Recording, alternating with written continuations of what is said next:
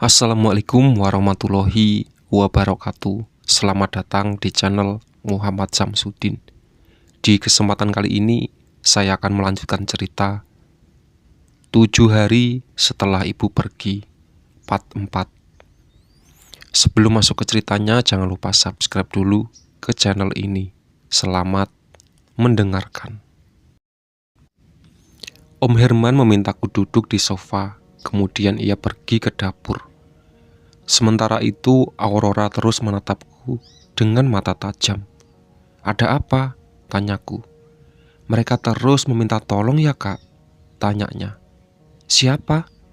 "Itu, orang-orang berwajah menakutkan yang ikut sama kakak." "Aku mengerti maksudnya. Dari mana kamu tahu?" "Salah satunya datang duluan ke rumah ini, Kak." "Tidur sayang, udah malam." Om Herman datang sambil membawa segelas teh hangat. "Iya papa." Aura bangkit dan berlari ke kamarnya.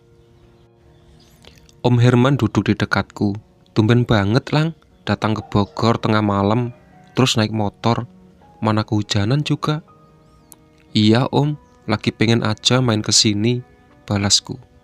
"Kan bisa besok pagi atau siang, kenapa harus malam-malam?" "Lebih enak malam om, sepi plus dingin. Yang jujur Lang, om tahu pasti ada sesuatu."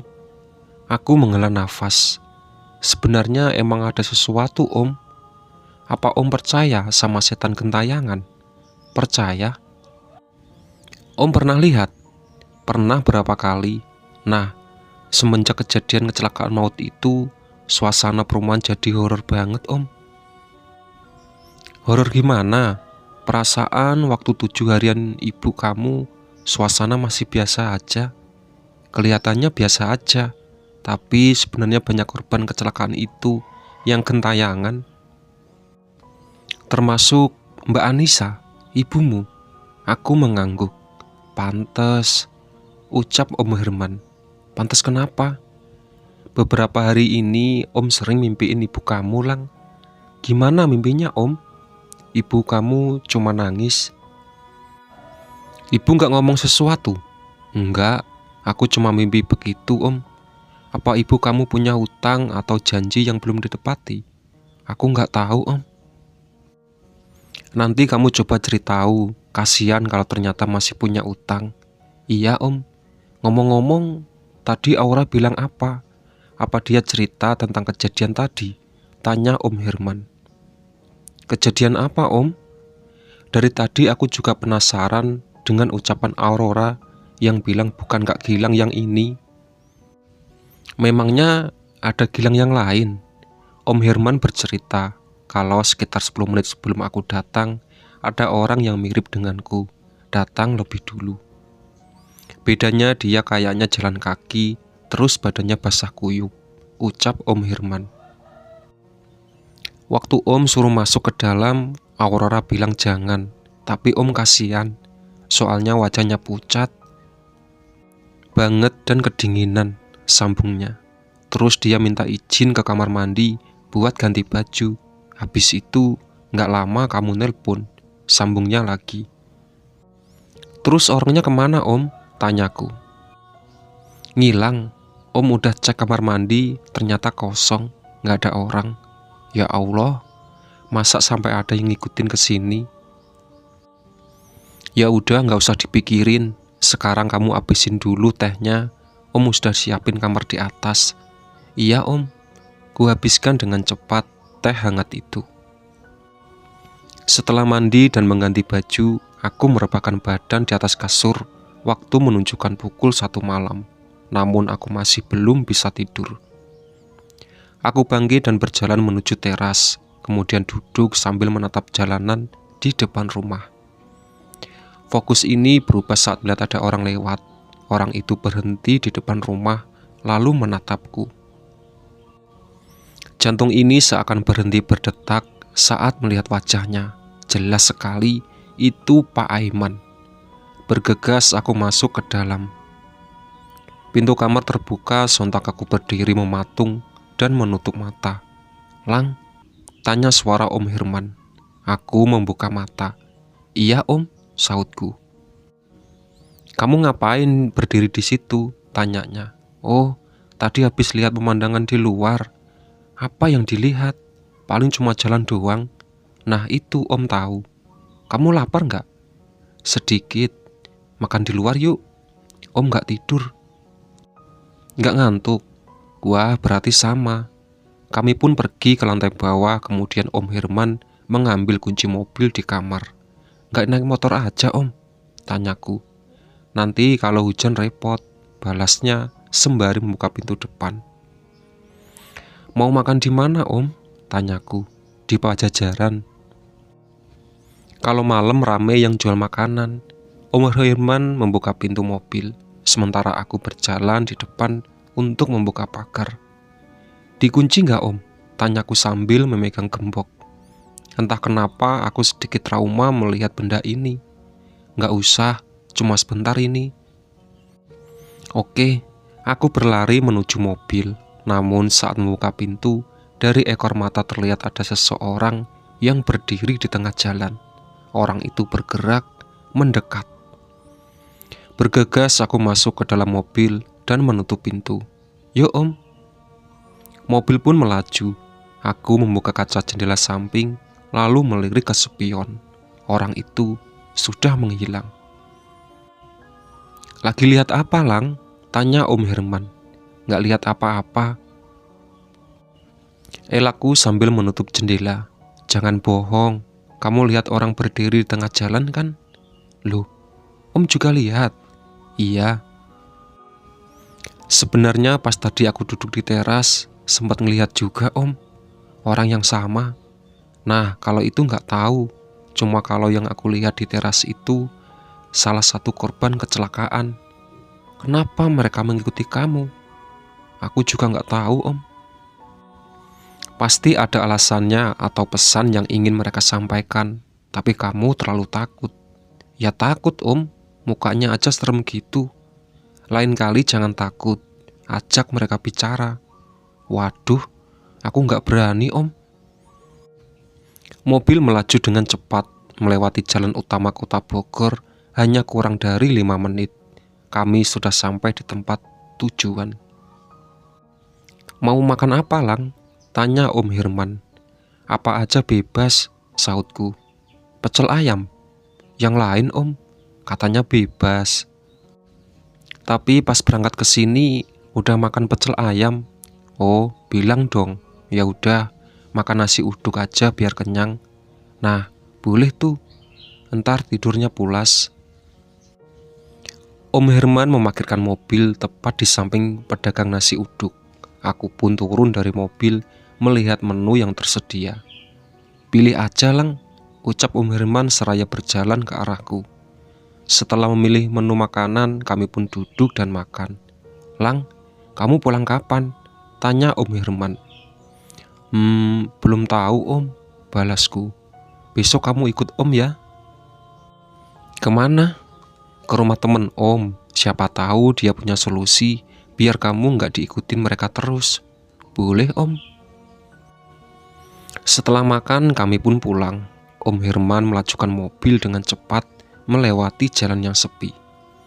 Perasaanku tidak enak saat melihat lampu di ujung jalan kedap-kedip. Lampu mati sesaat sebelum mobil lewat. Om Herman melihat tidak terganggu dengan hal itu. Ia membelokkan mobil ke kanan di saat bersamaan. Aku melihat ada anak kecil berlari menyeberang jalan. Awas om, teriakku panik. Om Herman menginjak rem. Ada apa Lang? Tanyaku. Tadi aku lihat anak kecil nyebrang. Gak ada siapa-siapa Lang. Om Herman kembali melanjutkan mobil menuju rumah. Mobil sudah memasuki area perumahan. Tak selang berapa lama tiba di depan rumah Om Herman. Aku menatap lurus ke depan. Tak terlihat ada sesuatu yang aneh. Kemudian turun untuk membuka pagar. Setelah mobil masuk garansi, dengan cepat kututup pagar. Perasaan ini tidak enak saat melihat jalan. Seperti ada yang memperhatikan gerak-geriku. Bulu kuduk ini meremang bergegas berlari menuju teras. Om Herman turun dari mobil. "Ada apa, Lang?" tanyaku. "Gak ada apa-apa, Om," balasku. "Oh, kirain habis lihat sesuatu." "Aman, Om." Om Herman membuka pintu. Kami pun masuk ke dalam, lalu kembali ke kamar masing-masing. Di dalam kamar aku masih kesulitan untuk tidur. Mungkin ini efek kemarin tidur siang terlalu lama. Ku ambil ponsel lalu menatap layar depannya cukup lama. Terlihat foto ibu, aku dan Kak Nasrul saat liburan di Bali. Tahun lalu, jemari ini bergerak menekan aplikasi Google. Ada yang ingin aku cari tahu tentang kronologi kecelakaan maut itu. Soalnya semenjak kabar duka itu datang, tidak pernah sekalipun melihat berita tentang kejadian itu. Namun sekarang, sepertinya aku sudah siap untuk mengetahuinya. Kumasukkan kata kunci di kolom pencarian, kecelakaan maut Gunung Ciremai. Deretan berita muncul di halaman pertama Google. Mobil yang ditumpangi rombongan peziarah jatuh ke jurang. Judul salah satu tautan berita. Aku mengklik tautan itu. Sebuah foto mobil yang hancur langsung menyambutku. Seketika itu, dada ini terasa sesak. Perih rasanya melihat mobil yang sudah tak terbentuk lagi. Aku membayangkan kepanikan para penumpang di dalamnya, termasuk ibu. Mata ini mulai berembun, bulir-bulir bening pun jatuh di sudut mata. Kumatikan layar ponsel, ternyata masih belum siap membaca cerita kecelakaan itu. Rasa sakitnya masih samar-samar pertama kali mendapatkan kabar kalau ibu menjadi salah satu korban meninggal. Pikiran ini memutar kembali hari yang paling menyakitkan di dalam hidupku. Hari di mana kabar duka itu datang, efek begadang. Membuatku terbangun di siang hari, suara berisik terdengar dari luar rumah.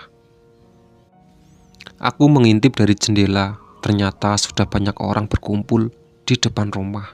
Dengan mata masih mengantuk, aku berjalan keluar. "Pak Rian," tetangga samping rumah langsung berlari mendekat. Wajahnya begitu sedih, tanpa aba-aba ia memelukku sambil berkata, "Yang sabar ya, Lang." Beberapa tetangga lain pun datang menghampiri, seperti berusaha menguatkan. Namun tak ada satupun yang memberitahuku tentang apa yang sebenarnya terjadi. Aku ingat sekali kata pertama yang keluar dari mulutku. "Kenapa pada menangis?" tanyaku kebingungan. Pak Rian menjawab pertanyaanku dengan suara pelan. "Mobil yang ditumpangi rombongan pengajian kecelakaan, Lang." Rasa kantukku tiba-tiba menghilang begitu saja. "Ibu," hanya kata itu yang bisa keluar dari mulutku. Bu Anissa dan beberapa orang lain menjadi korban. Sebuah jawaban tentunya tidak aku harapkan keluar dari mulutnya. Jawaban yang membuat hariku berubah kelam. Aku menangis sejadi-jadinya, rasanya belum siap ditinggal ibu. Tak sanggup ketika bangun tidur tidak melihat wajah ibu lagi. Pak Rian dan beberapa tetangga lain berusaha menenangkanku. Cukup lama hingga akhirnya aku bisa tenang, namun tidak berlangsung lama. Tangisku kembali pecah saat menelepon Kak Nasrul. Kak Nasrul pergi ke Cirebon untuk menjemput ibu, sementara aku hanya terdiam diri di kamar ibu. Aku masih belum percaya yang terjadi pada hari itu. Ku dekap erat baju milik ibu, tercium aroma wewangian yang biasa ia pakai. Sebuah ketukan terdengar di pintu. Om Herman masuk ke dalam kamar. Ia memelukku sambil mengucapkan pesan yang menguatkanku. Namun bukannya kuat, tangisku kembali pecah. Entah sudah berapa banyak air mata yang jatuh pada hari itu. Menjelang maghrib, mobil ambulan datang dengan langkah guntai. Aku berjalan ke depan rumah. Om Herman terus mendampingiku sampai di depan ambulan. Kak Nasrul turun dari ambulan dan langsung memelukku. Kami pun menangis Tak menyangka ditinggal ibu secepat ini. Kak Nasrul mengajakku ke belakang ambulan. Kemudian sang sopir membuka pintu. Terlihat sebuah peti jenazah berwarna putih. Jenazah ibu yang sudah terbungkus rapi dikeluarkan dari peti. Aku, Kak Nasrul, dan Om Herman membawa jenazah ibu ke dalam rumah, kemudian dibaringkan di ruang tengah. Aku menangis saat meluk jenazah ibu. Saat aku membuka bagian wajahnya, Kak Nasrul malah melarang. Dia bilang sebaiknya kain kafannya tidak dibuka karena kondisi jenazah ibu kurang baik. Aku pun terduduk lemas, pasrah tak bisa melihat wajah ibu untuk terakhir kalinya. Tak bisa mengecup keningnya sebagai salam perpisahan sementara wajah yang terakhir kulihat saat ia mengomeliku tadi pagi. Setelah semua keluarga besar datang, jenazah ibu langsung dibawa ke pemakaman. Sebuah perjalanan begitu berat bagiku mengantarkan ibu ke tempat peristirahatan terakhirnya. Pemakaman terlihat cukup ramai karena bukan ibu saya yang dimakamkan pada malam itu. Antrian mobil mengular hingga puluhan meter. Di gerbang pemakaman sudah ada beberapa stasiun televisi yang melakukan siaran langsung. Aku hanya bisa berjalan menunduk masuk ke pemakaman. Prosesi penguburan jenazah berlangsung begitu tenang. Aku dan Kak Nasrul turun ke liang lahat. Lantunan suara azan mengiringi kepergian ibu. Aku menangis sembari memeluk sang kakak Nasrul saat tanah mulai menutupi jenazah ibu. Malam itu aku memilih tidur di kamar ibu, berharap semuanya hanya mimpi buruk. Berharap saat bangun tidur, ibu sudah ada di hadapanku dengan senyuman manis. Sayangnya itu tidak pernah terjadi. Tuk tuk tuk. Lamunanku terhenti saat mendengar suara ketukan di jendela. Aku melirik ke sana, terlihat gorden yang masih bergerak sedikit. Tok tok tok. Kini dari ekor mata terlihat ada bayangan seorang sedang berdiri di balkon. Lang, jelas sekali suara itu, ibu. Tolong ibu. Aku menutup mata sebentar, sembari mengumpulkan keberanian. Sosok yang tadi aku bayangkan kini hadir. Kubuka mata lalu menatap bayangan itu. Bu, pergilah dengan tenang. Tempat ibu bukan di sini. Ibu jangan khawatiran Gilang. Gilang janji bakal belajar hidup mandiri. Gilang juga janji untuk belajar ikhlas, Bu. Gilang gak akan lupa doain ibu. Sekarang ibu pergi ya. Jangan ganggu Gilang lagi. Tolong ibu, Lang. Badan ibu sakit semua. Seketika itu gorden bergerak seperti tertiup angin kencang. Srek. Gorden terbuka sebagian. Kini aku bisa melihat ibu sedang berdiri mengenakan seragam pengajian yang berlumuran darah. Wajahnya pun sudah penuh dengan darah. Aku menutup mata sambil merapal doa. Saat ini mata terbuka, ibu sudah tidak ada. Itulah sahabat cerita dari 7 hari setelah ibu pergi. Ditunggu part selanjutnya. Oke?